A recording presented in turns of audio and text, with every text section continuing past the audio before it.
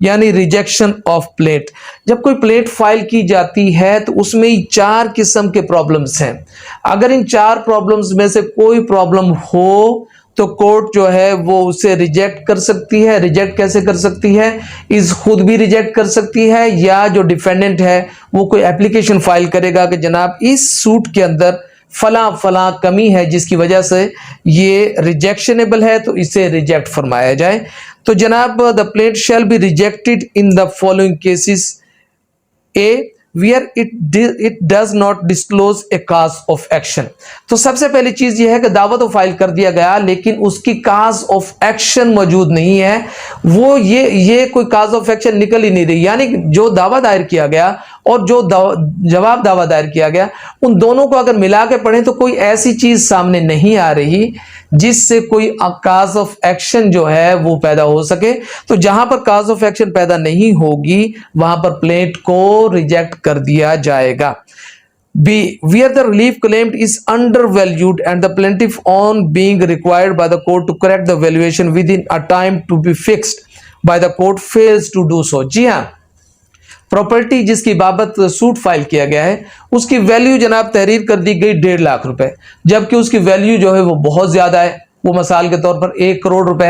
अब कोर्ट क्या कह रही है कि कोर्ट मुद्दई से कह रही है कि भाई आपने जो ये सूट फाइल किया है इसके अंदर इसकी वैल्यू को आपने बहुत कम लिखा है, तो मैं आपको ये ऑर्डर करती हूं। कोर्ट कहती है कि जनाब इस वैल्यू को इतना तहरीर करो ताकि उसके ऊपर प्रॉपर कोर्ट फीस लग सके।